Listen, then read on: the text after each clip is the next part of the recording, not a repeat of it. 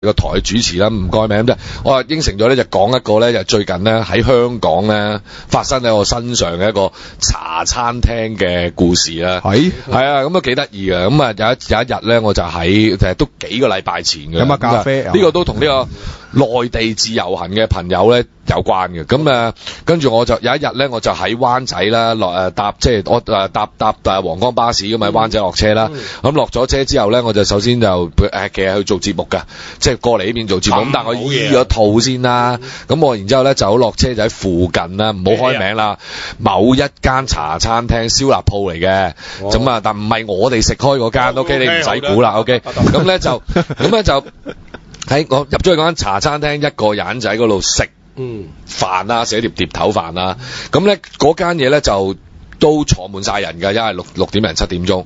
咁跟住咧就佢有啲長台嘅，咁喺長台咧就係大家即係其實即係大家三唔識七都要坐埋一齊㗎啦。咁然之後咧就嗰個古仔就咁樣發生嘅。咁但係突然間咧就嚟咗兩個坐喺我隔離，一男一女嘅北方嘅同內地自由行嘅人啦，肯定係㗎。咁講非常之流利捲利嘅北方口音嘅普通話啦，音好重嘅，係啦，好犀利嘅。咁然之後咧佢點菜咯，咁佢點菜咧，哇複雜咯。咁咧就首先咧就咁咧佢就嗰間茶餐廳咧就係一個女侍應啦，阿姐嚟㗎啦，都即係一個上咗年紀阿姐啦。咁我阿姐其實都幾有性格嘅，因為佢又幫我點菜嘅。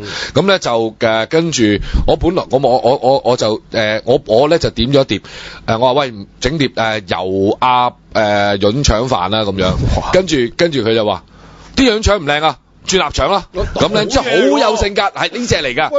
冇錯啦，好嘢喎。唔係，仲要唔係係啦，典型係啦，冇錯啦，係啦。喂，唔係啦，唔係醜化香港人啊，係啦，呢啲好嘢嚟㗎。仲有惡死人登同你講，係啦，你冇得反駁佢嘅，咁咪臘腸咪臘腸咯，總之係咁樣嚟。咁嗱，咁咧就係一個咁有性格嘅 waiter，就同埋兩個北方內地自由行嘅朋友啦，就發生呢個古仔。呢個古仔係點咧？咁我哋開始點菜咯，呢一男一女。咁咧佢就一路喺度問好多嘢啦，即係又話有冇魚食啊？條魚你諗住點整啊？喂，嗰間茶餐廳嚟嘅啫，大佬。咁佢搞到好複雜㗎。其實嗰個內容我費事懶得複述啦。咁然之後佢總之點咗好耐菜，跟住然之後佢仲要點咧？佢就你這裡有沒有係啊？有冇紅酒啊？跟住然之後咧。咁咧嗰間餐廳咧，我講緊茶餐廳咧，嗱呢個咧就係典型。而家今時今日咧，你發覺咧，因為有咗內地自由行之後咧，你發覺我哋啲茶餐廳都有個轉變嘅。有兩樣嘢我留意到㗎，嗱有兩樣嘢留意到啊。第一樣嘢就係咩咧？你發覺喺茶餐廳咧，係零舍而家嗰啲 waiter 咧，首先你一定要粗流利嘅流利嘅普通話啦，仲有就經常要同呢啲內地朋友咧，要解釋啲餸菜嘅嗰啲餸菜咩嚟㗎？譬如話最典型咧，我唔知你哋有冇印象啦。就係如果你一間燒臘鋪入邊咧，經常你發覺你會聽到有個 waiter 咧，嗰個侍應咧係要成日要解釋乜嘢叫雙拼飯嘅。內地朋友咧就成日問什麼是雙拼啊？什麼咁啊？你話叉燒拼呢個燒鵝咧就是雙拼啦咁樣，成日都有呢樣嘢㗎。咁咧嗰日嗰個咧又係啦。首先佢已經嗱。我已經解釋咗，佢係一個好有性格嘅侍應啦，佢已經好忍得㗎啦。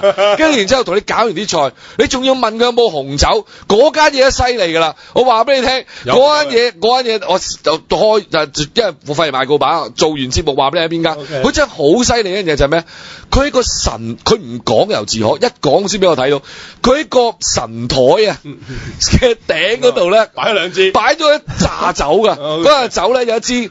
即係人都飲過嘅紅酒啦，即係我諗係即係好似 house wine 咁啊，即係你飲一杯完咁，我咪擺翻上神台咯，即係嗰啲哇好撚堅㗎，跟住仲有 XO 啦，已經有仲有呢個仲有孖精啦，嗰啲燒酒一定有啦，白酒啦，唔家產佢仲要話標住呢個咩二鍋頭啊，二鍋頭啊，咁啊扯火咯，咁啊嗰個笑話發生係咩咧？跟住我喺度望住佢哋啦，咁我喺度少少微笑啦，跟住嗰個好有性格侍應就同我講一句說話喎，即係佢 bypass 咗嗰兩個人聽住佢講嘅，佢話真係你話啊，我寧願做你啊，呢啲咁嘅客都唔做呢啲撚樣啊咁樣，咁跟住就嚟啦，點樣？唔係，跟住咧嗰個男性嘅自由行朋友咧。佢就發爛渣，咪先發爛渣。你說什麼？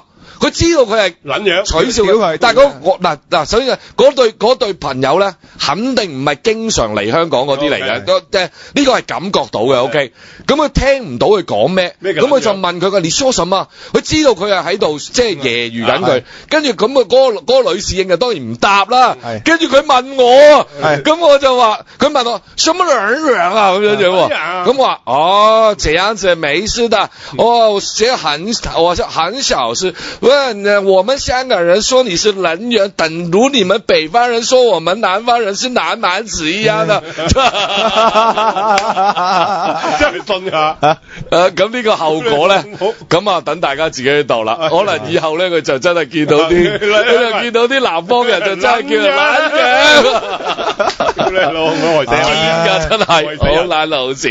係咁啊，講完呢個笑話，我成日都好不幸咧撞到呢啲嘢。導遊咧，每次啲鬼佬嚟香港，外國嚟香港咧，都教啲導遊講恭喜發財啊嘛，係即係咁啲鬼佬識講恭喜發財啊嘛。咁而家呢條友就呢條友就等於講撚嘢，你好。最後嘅結局咧，我就同嗰個女侍應講啦，我話喂阿姐，你係咪應該免咗我呢條臘腸咧？我救咗你一命喎，大佬咁樣啦，講下笑啦，大家係啦。嗱呢啲我哋呢啲只不過係好狹隘嘅精神勝利法啫，大家網學係原來咁啊，真係係咁啊，講完㗎啦呢個笑話。咁我哋。